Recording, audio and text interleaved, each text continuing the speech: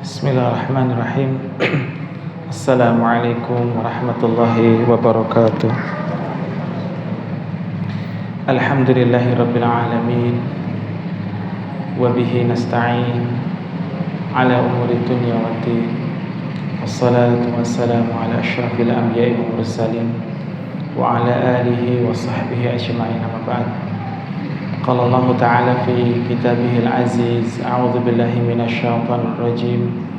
Wallahu akhrajakum min butuni ummahatikum la ta'lamuna syai'a wa ja'ala lakumus sam'a wal absara wal af'idah la'allakum tashkurun. Amma ba'd. Jamaah Masjid Baitul Jannah yang dirahmati Allah Subhanahu wa taala. Pertama dan yang paling utama tentu ucap syukur kita kehadirat Allah Subhanahu wa taala atas karunia limpahan rahmat curahan kasih sayang Allah kepada kita semua selaku hambanya, selaku umatnya, selaku makhluk ciptaannya yang Allah berikan kepada kita kesempurnaan sebagaimana yang telah Allah maktubkan dalam surat At-Tin. Watini wazaitun wa turi sinin wa hadzal baladil amin laqad khalaqnal insana fi ahsani taqwim. Bahwasanya kita sebaik-baik makhluk berbeda dengan malaikat.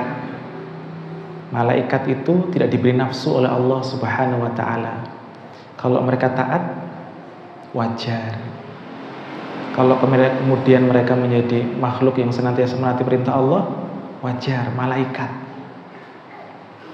Sedangkan kita manusia, fa'alhamaha fujuraha wa taqwaha. Allah berikan kepada dua pilihan kepada kita, al-fujur wa taqwa.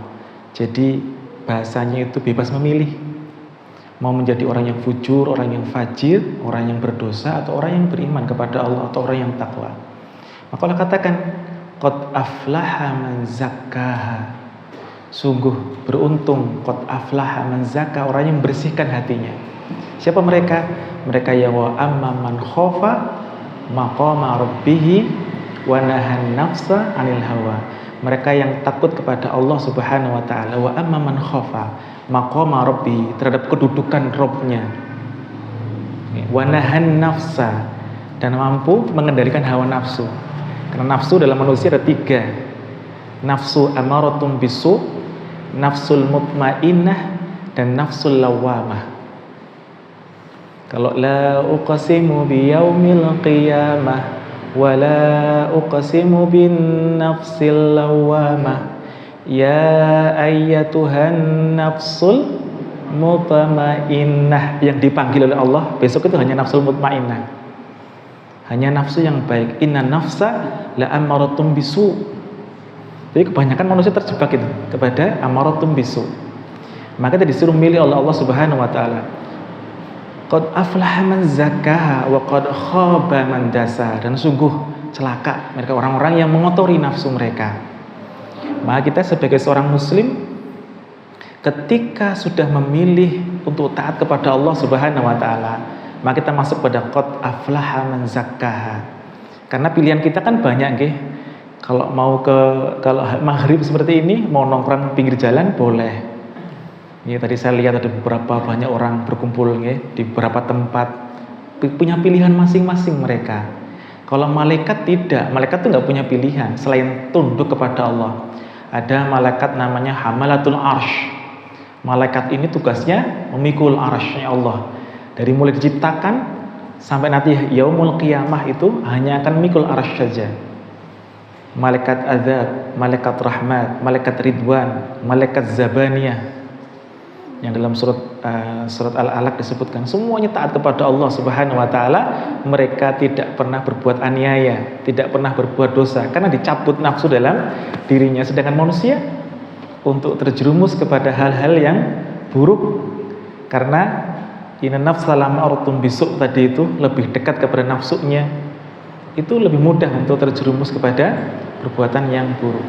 Maka pilihan ada pada diri kita semuanya. Kita akan menjadi ashabul yamin atau menjadi ashabus shimal, orang golongan kanan atau orang golongan kiri. menjadi ahlul jannah atau menjadi ahlun nar, wa na'udzubillah min dzalik. Kita menjadi ahlullah, menjadi keluarganya Allah Subhanahu wa taala. Jadi orang-orang yang pandai Al-Qur'an itu dipanggil dengan ahlullah. Orang yang pandai baca Al-Qur'an, orang yang suka dengan Al-Qur'an namanya ahlullah. Karena Allah suka kepada mereka, menganggap mereka sebagai keluarganya Allah Subhanahu wa taala. Atau menjadi ikhwanasy syayatin, menjadi temannya syaitan. Semuanya pilihan kita semuanya. Oleh karena itu, kita oleh Allah Subhanahu wa taala diberi petunjuk. Oleh Rasulullah SAW diberi petunjuk. Taraktu fikum amroini. Aku tinggalkan dua perkara untuk kalian. Kalian tidak akan tersesat. Lan tadhillu abadan in tamassaktum bihima. Al-Qur'an wa as-sunnah. Jadi kalau kita berpegang kepada dua hal ini, insyaallah kita membaca Al-Qur'an dengan tajwid, hukumnya apa? Wajib, fardhu ain. Di pelajaran harus belajar. Harus. Itu kewajiban. Sedangkan belajar ilmu tajwid hukumnya apa? Belajar ilmu tajwid ini ikhfa, ini idhar, ini iqlab, ini idgham bihunnah, ini idgham bilahunnah. Hukumnya apa? Belajar tajwidnya. Kalau baca Al-Qur'an dengan tajwid itu fardhu ain. Belajar tajwid fardhu kifayah. Ketika sebagian sudah belajar, gugur kewajiban yang lainnya. Tapi seandainya tidak ada yang belajar, maka menjadi berdosa semuanya. Sama seperti ketika ada seorang muslim meninggal, itu kan fardu kifayah. Kalau sudah ada yang rumati, merawat jenazahnya, nyolati, walaupun mohon maaf orang yang fajir, orang yang fasik, nggak pernah ke masjid, seandainya dia tidak menampakkan kekafirannya, wajib bagi kita untuk menyolati, kusnudon kepada orang tersebut. Seperti itu nggih. Jadi kalau tidak, nanti semua satu kampung berdosa kepada Allah Subhanahu wa taala. Jamaah yang dirahmati Allah Subhanahu wa taala, maka menjadi penting untuk diri kita senantiasa mengikatkan diri dalam ketaatan kepada Allah Subhanahu wa taala. Wa'tasimu bihablillahi jami'a wa la tafarraqu. Dikatakan kita disuruh untuk berpegang kepada talinya Allah dengan kuat dan jangan berpecah belah. Maka ini menjadi salah satu nasihat kepada umat muslimin saat ini yang hidup di akhir zaman. Kalau menurut kami, hidup di mana setiap nubuahnya Rasulullah SAW 1400 tahun yang lalu satu demi satu terwujud. Akan kelihatan banyak sekali tanda-tandanya yang kemudian menjadi asbab tambahnya keimanan seseorang atau kafirnya seseorang. Jamaah yang dirahmati Allah Subhanahu wa taala, insyaallah pada kesempatan maghrib nih kali ini kami mungkin akan sedikit menyampaikan mengenai pengorbanan ataupun perjuangan yang telah dilakukan oleh orang-orang terdahulu. Orang-orang yang telah mendahului kita, sebagaimana doa kita, kan kita mendoakan orang terdahulu. Jadi kalau panjenengan nanti meninggal, kemudian ada orang yang berdoa ini, ketika panjenengan hidup berdoa dengan doa ini akan sampai kepada panjenengan. Doanya nopo? Rabbana ighfir lana wa li ikhwanina alladzina sabaquna bil iman. Rabbana ighfir lana. Nggih, ya Allah, ampunilah dosa ikhwan-ikhwan yang telah mendahului kami. Sabaquna bil iman wa la taj'al fi qulubina, dan janganlah kau jadikan dalam diri kami itu wala taj'al fi qulubina ghil, dendam, iri hati, dengki. Itu doanya. Jadi ketika kita menginginkan satu doa yang sampai kepada ketika kita besok meninggal dunia, salah satu doa ini kan panjenengan juga didoakan setiap sholat ketika tahiyat. Seperti apa? Kalau tahiyatnya ada at-tahiyatul mubarakatus sholawatut thayyibatulillah, atau at-tahiyatulillah wassolawatu wathayyibat, assalamu alayka ayyuhan nabiyyu wa rahmatullahi wa barakatuh, assalamu alaina. Panjenengan itu assalamu alaina wa ala ibadillahi sholihin, panjenengan. Jadi kalau ada orang sholat, maka panjenengan masuk ke dalam doa itu. Kalau kita ingin tambahin lagi doa yang tadi, Rabbana ighfir lana wa li ikhwanina alladzina sabaquna bil iman wa la taj'al fi qulubina ghillan lil ladzina amanu rabbana innaka raufur rahim. Jadi kita dalam hati itu jangan sampai punya rasa ghil, dengki, iri, jahat kepada orang-orang muslim. melihat perjuangannya orang-orang Palestina, itu bukan agama, itu politik. Wah, itu udah salah besar. Di sana ada Baitul Maqdis, di sana ada Al-Aqsa. Hati-hati dengan perkataan bahwasanya itu sesuatu yang bersifat politik. Kekuatan geopolitik atau percaturan geopolitik dunia, iya betul. Tapi kita seorang muslim, perspektif yang dipergunakan harus berbeda. Perspektif di sini adalah ketika kita dihadapkan kepada sebuah tempat yang suci dan dicucikan sebagai tempat ketiga yang kita itu disunahkan untuk berziarah kan? Masjidil Haram, Masjid Nabawi, Masjidil Aqsa. Rasul 13 tahun kalau tidak salah menghadapkan wajahnya itu ke Masjidil Aqsa. Sebelum Rasul menghadapkan wajahnya ke Ka'bah, ke Masjidil Haram. Kalau panjenengan ke sana insya Allah ada namanya Masjid Qiblatain. Masjid tersebut itu ada dua kiblat. Jadi kalau sudah pernah umrah atau sudah pernah haji, semoga yang belum haji di Allah mudahkan, Allah berikan kemudahan untuk bisa menunaikannya. Yang sudah umrah alhamdulillah, yang belum semoga Allah Subhanahu wa taala berikan rezeki kepada panjenengan semuanya supaya bisa mendatangi Rasulullah SAW, berziarah kepada Rasulullah SAW, berziarah kepada para sahabat insyaallah radhiyallahu anhum insyaallah. Okay. Ini menjadi permasalahan besar insyaallah. Kita akan melihat bagaimana Islam kemudian menjadikan satu kata ini pengorbanan itu menjadi penting sekali. Okay. Kami tidak melupakan pula salawat dan salam semoga tercurah terlimpah kepada junjungan kita kepada baginda Rasulullah Muhammad sallallahu alaihi wasallam. Okay, insyaallah. Jamaah yang dirahmati Allah Subhanahu wa taala, kalau kita berbicara masalah pengorbanan siapa yang paling besar? Kalau dalam kehidupan panjenengan sebagai seorang hamba, sebagai orang yang dilahirkan, tentu pengorbanan orang tua kan, ya? Orang tua itu pengorbanannya paling besar. Kadangkala kita itu menafikan peran orang tua dan merasa itu kewajiban orang tua, padahal orang tua itu paling besar. Kalau dalam konteks agama, pengorbanan yang paling besar dilakukan oleh para nabi. Cobaan ujian yang paling besar dialami oleh para nabi. Nabi Adam contohnya, pengorbanan apa yang beliau lakukan? Cobaan apa yang beliau dapatkan dari kedua putranya itu? Kita bisa melihat bagaimana beliau dicoba oleh Allah Subhanahu wa taala. Bagaimana beliau itu kemudian berusaha untuk menjadi sosok seorang ayah. Okay? Walaupun kemudian dilihat ada dua orang anak, Habil dan Qabil, yang mereka berselisih. Sampai kemudian oleh Allah Subhanahu wa taala diperintahkan untuk apa? Untuk memberikan persembahan yang Habil kalau tidak salah menggunakan atau memberikan hasil pertanian, Qabil memberikan hasil peternakan. Ternyata yang diterima oleh Allah Subhanahu wa taala itu punyanya Habil. Itu pengorbanan dari mulai awal. Nabi Nuh alaihissalam, beliau berdakwah selama berapa tahun? 950 tahun. Nabi Nuh itu sampai mengeluh kepada Allah Subhanahu wa taala. Beliau itu berkata kepada Allah, "Ya Allah, saya telah berdakwah siang dan malam." Dalam surat Nuh nggih, saya harus mengurutkan dari awal. Saya lupa urutannya nggih. Jadi Nabi Nuh itu berbicara kepada Allah Subhanahu wa taala bahwasanya beliau itu dakwah itu lailan wa naharon. Falam taj'alahu, dikatakan bahwasanya dalam surat tersebut, dan tidaklah mereka orang-orang yang menerima dakwah itu, mereka itu menutup telinga mereka hampir 950 tahun. Kemudian apalagi putranya beliau juga tidak beriman kepada Nabi Nuh. Istrinya juga sama. Itu pengorbanannya beliau, Nabi Nuh alaihissalam. Nabi Ibrahim alaihissalam, beliau dengan putranya Ismail itu terpisah jarak. Ismail ada di mana? Ada di Mekah. Nabi Ibrahim ada di mana? Ada di Palestina, di Hebron. Jadi Hebron, Palestina, kalau panjenengan tahu itu adalah negerinya para nabi. Palestina itu buminya para nabi. Hampir semua nabi dilahirkan di Palestina, kecuali beberapa nggih. Ada yang hanya satu di Afrika.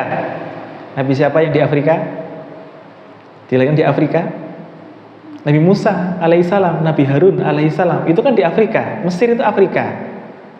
Okay? Kemudian sebagian besar ada di Timur Tengah, di Palestina, atau negeri Syam. Negeri Syam itu meliputi Suriah saat ini, Palestina saat ini, pendudukan Israel yang sekarang diduduki oleh Israel, kemudian Yordania, kemudian Lebanon. Itu termasuk negeri Syam yang Rasulullah SAW dalam surat Al-Quraish, li'ila fi Quraisy ila fihim rihlatash syita'i was-shaif. Jadi Rasul itu mengadakan, orang-orang Quraisy itu mengadakan perjalanan ketika rihlatash syita, ketika dalam waktu panas, dan juga syita itu dingin, shaif itu panas. Jadi orang-orang Quraisy terbiasa melakukan kafilah dagang itu ketika dingin dan ketika panas, ke Yaman dan juga ke Syam pada waktu itu. Ini perjalanan Rasulullah SAW dan juga para sahabatnya untuk berdakwah. Kita bisa melihat Nabi Ibrahim alaihissalam terpisah jarak demikian jauh dengan keluarganya, dan itu adalah pengorbanan beliau. Kita lihat ketika beliau mengorbankan anaknya, maka ini menjadi salah satu hal yang perlu kita perhatikan, betapa Allah Subhanahu wa taala satu menuntut kepada kita apa bentuk representasi dari kecintaan panjenengan kepada Allah dan Rasulnya. Cinta itu kan perlu bukti. Buktinya apa panjenengan cinta kepada Allah dan Rasulnya? Ketika ada satu saudara kita yang kemudian saat ini sedang dirundung masalah, kemudian mereka itu mendapatkan tadi ya musibah, ada hal-hal yang membuat kita sebagai seorang muslim walaupun jauh tapi kita terikat iman, maka pengorbanan seorang muslim itu sepatutnya selayaknya kita berikan. Kita bisa melihat dalam perspektif sejarah, dalam fragmen sejarah yang Rasulullah SAW itu pernah lakukan dengan para sahabatnya. Panjenengan bisa melihat dalam aktivitas hijrahnya Rasulullah SAW ketika beliau itu pergi ke sebuah tanah yang bernama Yathrib pada waktu itu, atau Madinah saat ini. Jadi ketika itu Rasulullah SAW itu setelah 13 tahun berdakwah di Mekah, tidak ada perkembangan signifikan dari dakwahnya, beliau memutuskan untuk berhijrah ke Madinah atau Yathrib pada waktu itu. Ketika pertama kali beliau berhijrah, Rasulullah SAW mengutus orang sahabat yang bernama Mus'ab bin Umair. Rasulullah SAW di Mekah berdakwah 13 tahun dengan dakwah sirri dan juga dakwah jahar. Rasul berdakwah kepada golongan terdekatnya. Yang pertama kali didakwahi beliau siapa? Khadijah, istrinya terlebih dahulu. Dari kalangan wanita yang pertama kali memeluk Islam, tentu istrinya terlebih dahulu Khadijah, kemudian putrinya Fatimah, kemudian dari kalangan anak-anak siapa? Ali bin Abi Thalib, kemudian dari kalangan orang dewasa Abu Bakar As-Siddiq, dari kalangan budak Bilal bin Rabah, dan juga maulanya beliau Zaid bin Harithah. Itu fase kehidupan Rasulullah SAW ketika berada di Makkah, dan perjalanan perjuangan beliau itu luar biasa beratnya. Beliau itu ditolak oleh kaumnya, beliau bahkan dipersekusi, beliau dicemooh, dicaci, dimaki oleh orang-orang terdekatnya, oleh Abu Lahab, oleh Abu Jahal. Abu Lahab adalah paman yang sangat mencintai beliau ketika beliau dilahirkan. Bahkan beliau memerdekakan seorang budak yang menyusui Rasulullah SAW. Namanya sinten? Yang pertama kali menyusui Rasulullah SAW. Bukan Halimatus Sa'diyah, namanya Thuwaibah. Thuwaibah inilah yang menyusui Rasulullah SAW, dan itu adalah budaknya Abu Lahab. Karena kecintaan kepada kemenakannya, keponakannya, anak dari Abdullah bin Abdul Muttalib yang merupakan sepupunya. Maka ini menjadi awal perjuangan seorang Rasulullah Muhammad SAW di Mekah. Selama 13 tahun beliau berdakwah. Fase di mana beliau menekankan mengenai urgensi tauhid, mengenai kalimat la ilaha illallah. Hanya itu saja, belum ada sholat, belum ada puasa, belum ada zakat, belum ada aktivitas yang lainnya kecuali hanya berdakwah dengan tauhid saja.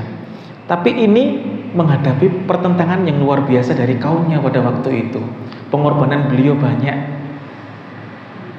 Khadijah adalah orang yang paling kaya di kaumnya pada waktu itu. Tapi kita bisa melihat ternyata luar biasa, orang-orang terdekatnya mereka tidak menerima dakwah Rasul kecuali sedikit dari mereka. Bahkan mereka diboikot Bani Hashim pada waktu itu di sebuah syi'ib atau di sebuah lembah. Diboikot, tidak boleh berinteraksi dengan Bani Hashim pada waktu itu. Rasulullah itu dari Bani Hashim. Bani yang besar di Rasulullah SAW itu adalah namanya Bani Hashim dan Bani Umayyah. Ada Bani Adi, ada juga beberapa Bani yang lainnya. Yang paling kuat Bani Hashim, karena pada waktu Abdul Muthalib adalah sebagai pemimpinnya. Rasulullah SAW menghadapi luar biasa pengorbanan yang beliau lakukan selama di fase Mekah.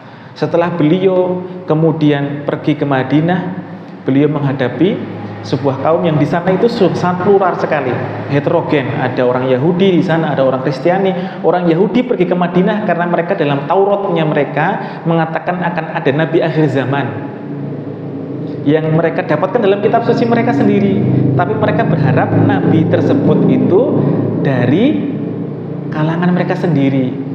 Nanti panjenengan bisa melihat dalam tarikh ada namanya Abdullah bin Salam. Beliau itu adalah seorang Yahudi yang akhirnya masuk Islam karena betul-betul mengakui bahwasanya Rasulullah SAW adalah Nabi terakhir yang diutus dari tanda-tanda yang dilihat, dan mereka paham betul hal tersebut.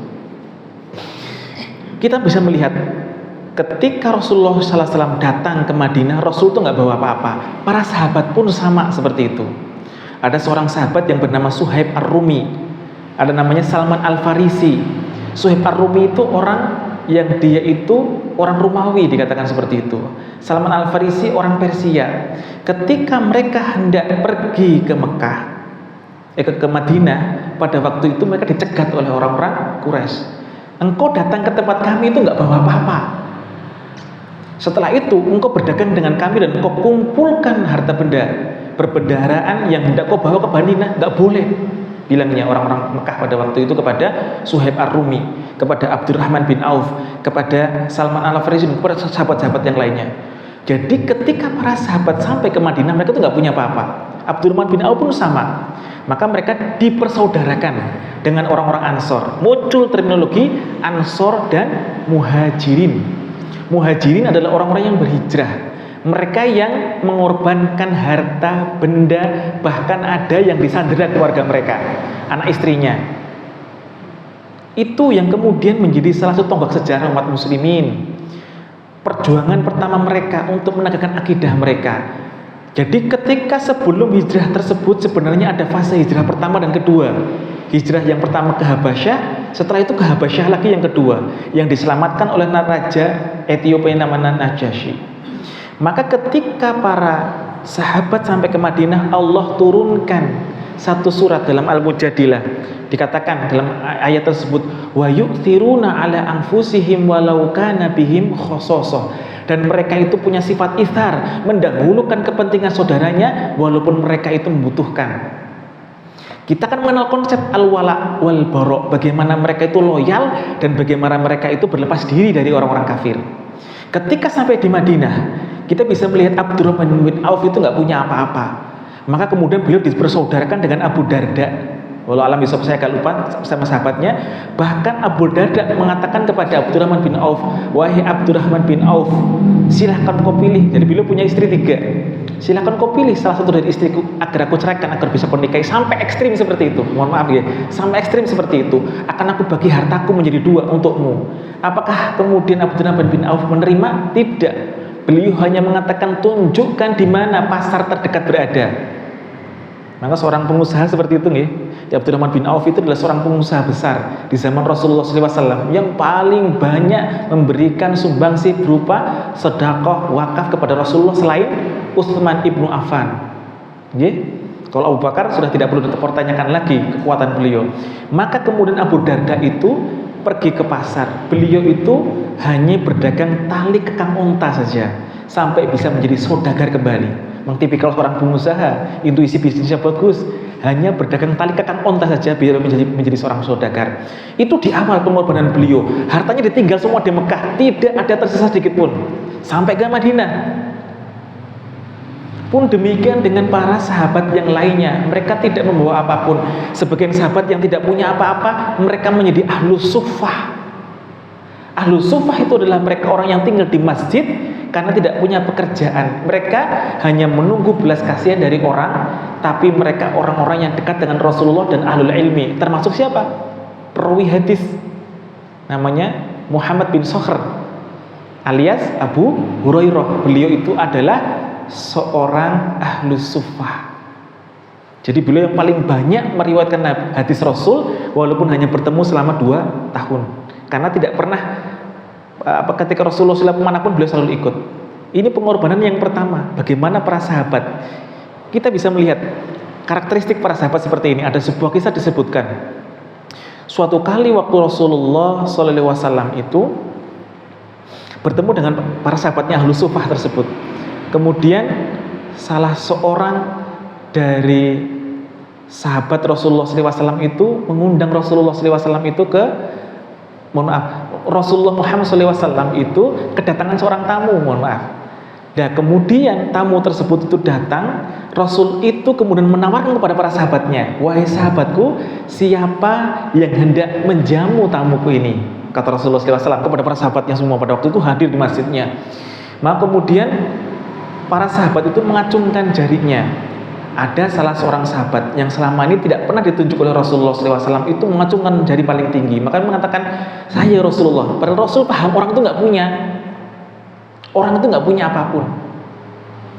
Maka kemudian Rasulullah SAW itu mengiyakan apa yang menjadi perkataan dari orang tersebut. Maka dibawa itu tamunya ke rumahnya oleh sahabat tersebut, berkata kepada istrinya, wahai istriku, adakah sesuatu yang bisa kau suguhkan kepada tamu kita hari ini? Kita akan berbicara masalah loyalitas, bagaimana seorang taat kepada Rasulullah SAW. Apa yang kau miliki? Kita tidak memiliki apapun kecuali apa yang akan dimakan oleh anak-anak kita. Maka kemudian suaminya berkata kepada istrinya, kau ajak anak-anak kita itu tidurkan mereka, kemudian kau masakkan sesuatu yang tadi mau diberikan kepada anaknya dan kau hidangkan kepada tamu kita. Maka kemudian mereka itu menghidangkan makanan tadi yang hanya cukup untuk satu orang saja. Itu sifat ithar, mendahulukan kepada orang lain, pengorbanan kepada orang lain.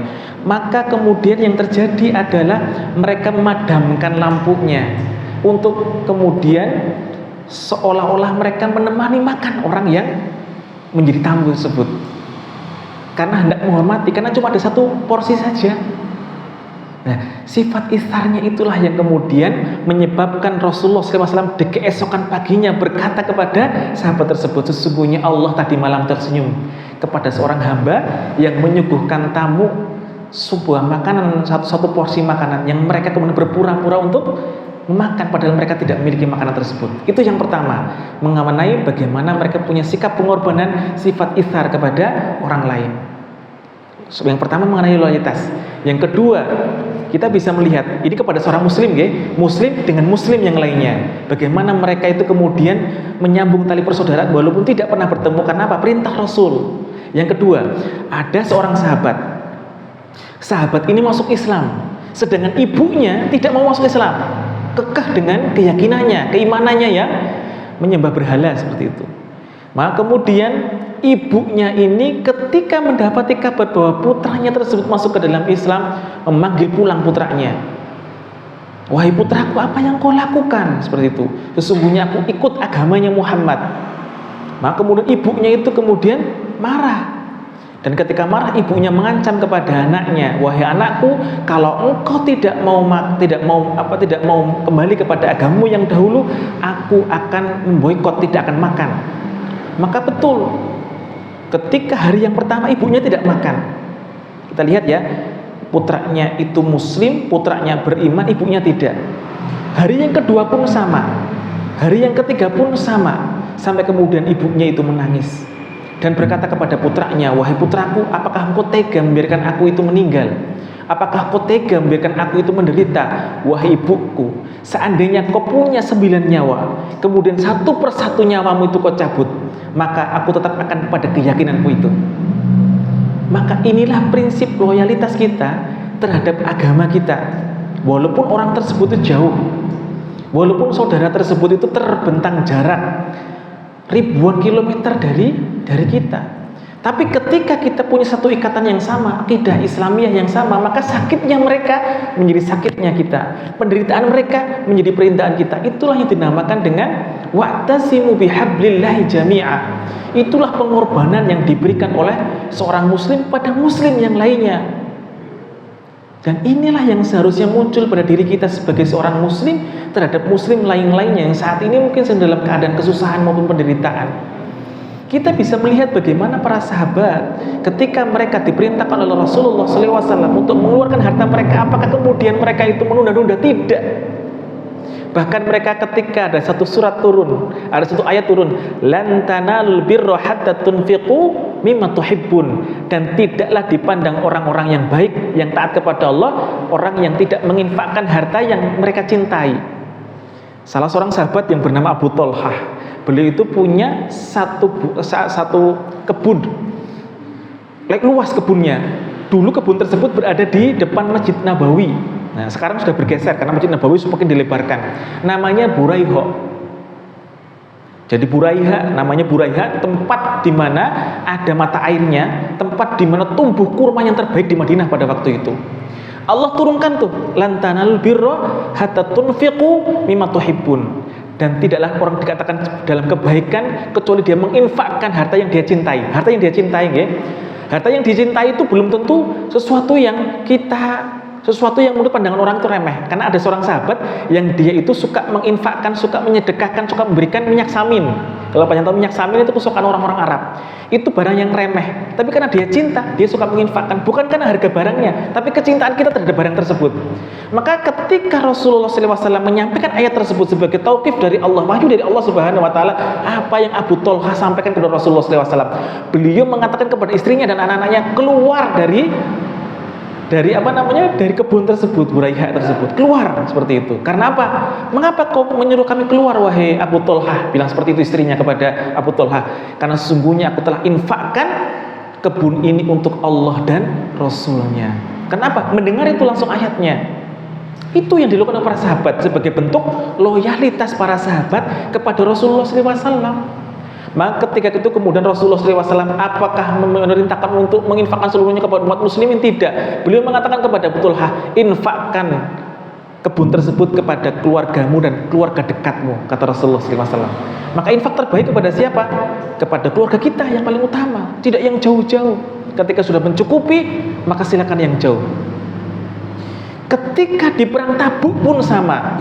Ketika itu Rasulullah SAW memerintahkan kepada para sahabatnya untuk menginfakkan sebagian rizki mereka untuk membiayai Jaisyul Usrah, untuk membiayai orang yang sedang berperang, ghuzwah. Para sahabat seperti Utsman ibn Affan menginfakkan 300 ekor unta dengan pelanaknya. Abu Bakar As-Siddiq menginfakkan seluruh hartanya. Umar ibn Khattab menginfakkan separuh hartanya. Kemudian Abdurrahman bin Auf menginfakkan beberapa uqiyah emas yang harganya sama pada waktu itu dengan sebagian yang ditinggalkan untuk keluarganya. Dan sebagian sahabat yang mereka tidak punya apapun, mereka memberikan satu sok kurma kepada Rasulullah SAW.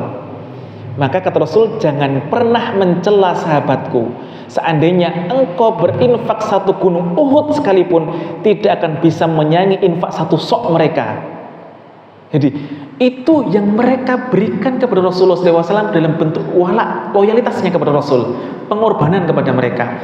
Maka inilah yang kemudian menjadi perintah Allah kepada kita, kepada umat muslimin, untuk merapikan barisan kita, menjadikan soft kita semakin teratur, untuk menjadikan kita dalam satu barisan.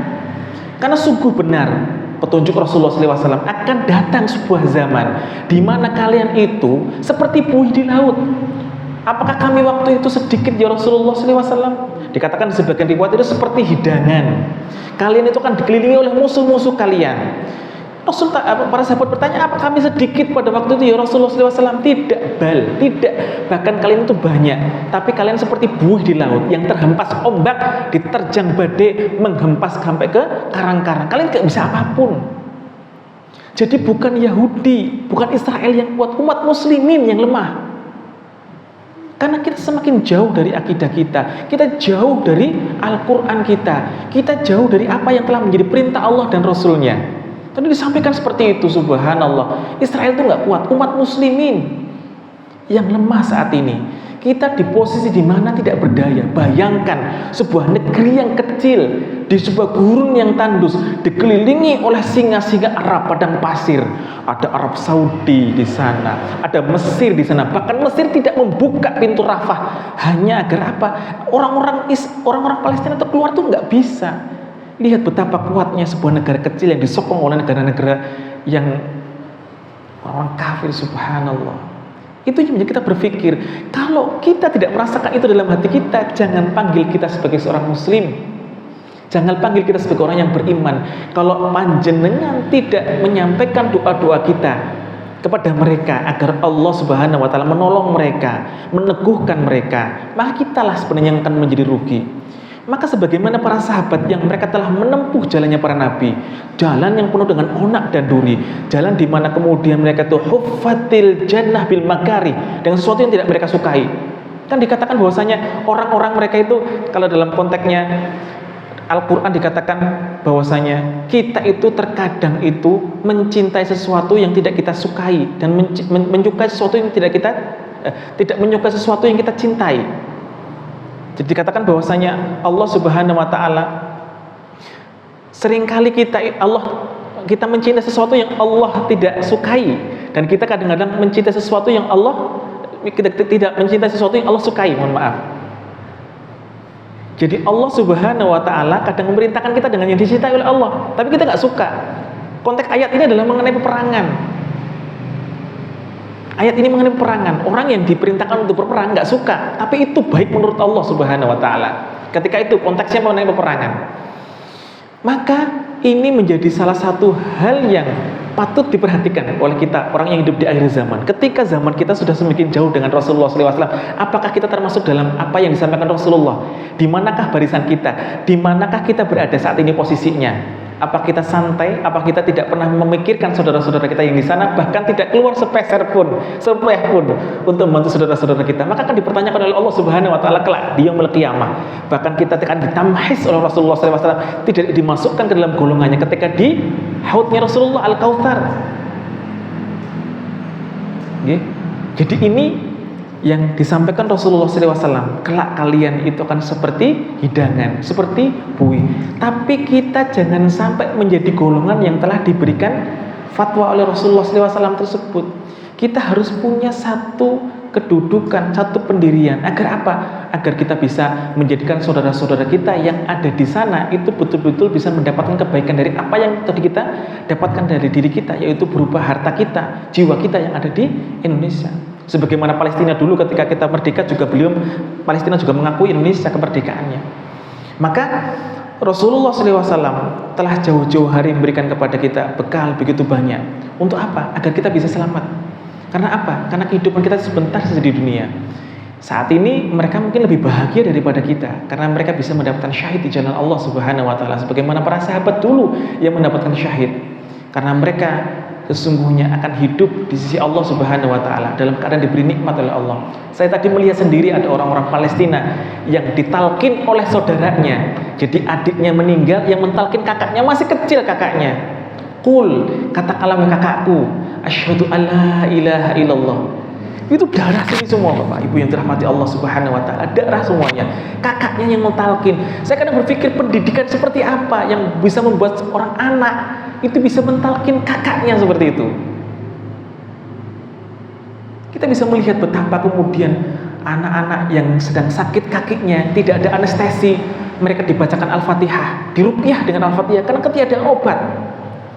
Kita bisa melihat betapa kemudian anak-anak yang gedungnya runtuh diselamatkan, ayahnya menangis melihat putranya meninggal. Subhanallah, kepedihan yang luar biasa. Tapi menurut kita mungkin itu penderitaan, menurut mereka itu mungkin kebahagiaan, karena surganya Allah sudah menunggu mereka. Maka kita tinggal mengambil bagian kita sebagai seorang muslim. Pengorbanan seperti apa yang kita bisa berikan kepada agama ini? Posisi seperti apa yang hendak kita berikan kepada agama ini?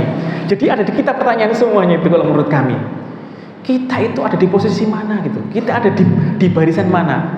Kalau kita tidak menjadi Hizbullah, kita menjadi Hizbus Syaitan. Hanya ada dua posisi saja. Apa kita menjadi pasukannya Allah atau pasukannya musuhnya Allah? Pemosisiannya seperti itu saja. Maka penting Jamaah yang dirahmati Allah Subhanahu wa taala, untuk kembali menggugah kesadaran kita sebagai seorang muslim, sebagai seorang mukmin, untuk kembali menegakkan kalimatul haq fil ard. Kalimat yang hak itu apa? La ilaha illallah.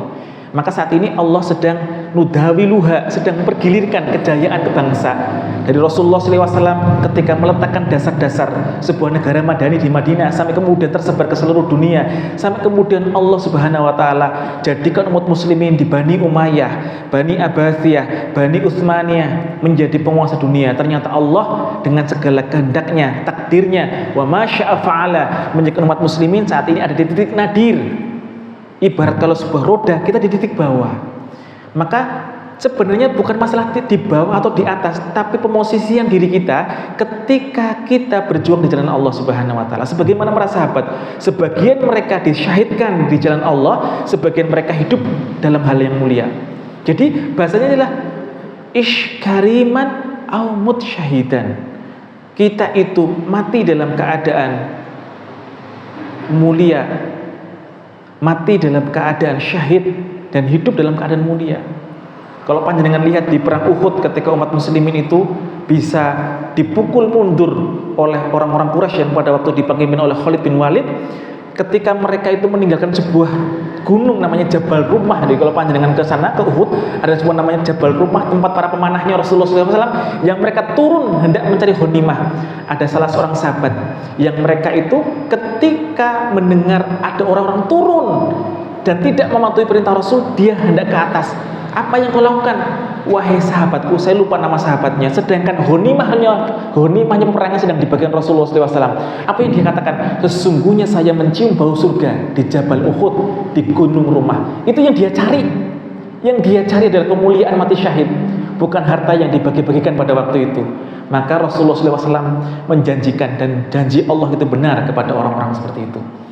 Maka itu pengorbanan Nabi, pengorbanan para siddiqin, pengorbanan para syuhada, pengorbanan para solihin, itu yang harus kita ikuti, Bapak Ibu yang dirahmati Allah Subhanahu wa taala. Maka tidak ada jalan lain. Qul hadhihi sabili ad'u ilallah ala basirah.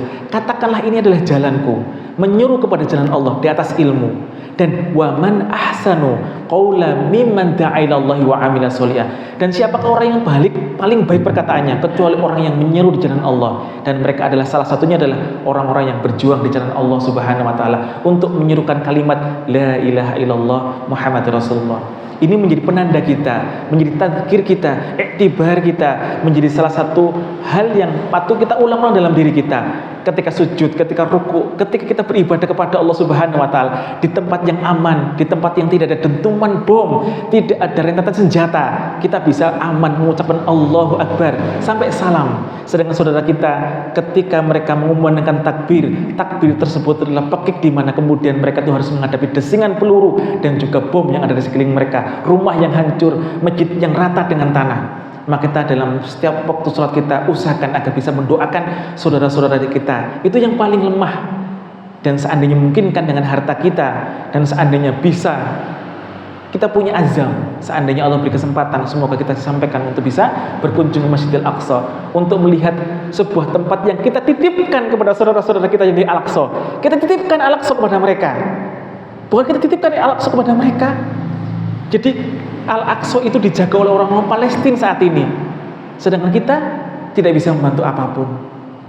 Kita berlindung kepada Allah Subhanahu wa taala. Semoga Allah jadikan kita termasuk golongan yang kelak akan mengikuti Rasulullah SAW, golongan orang-orang yang diberi oleh Allah Subhanahu wa taala petunjuk untuk meniti jalannya para nabi, jalannya para syuhada, jalannya para solehin, jalannya para ulama yang mereka menginfakkan harta mereka, menginfakkan jiwa mereka, menginfakkan seluruh kehidupan mereka untuk Islam. Maka mereka akan kemudian diberikan oleh Allah Subhanahu wa taala janji jazauhum inda rabbihim jannatu adnin tajri tahtihal anhar khalidina fiha abada. Dan mereka itu akan berada di sebuah tempat yang Allah janjikan dengan segala macam keindahan, khalidina fiha abada, radhiyallahu anhum wa radu'an. Allah ridha kepada mereka dan mereka pun ridha kepada Allah.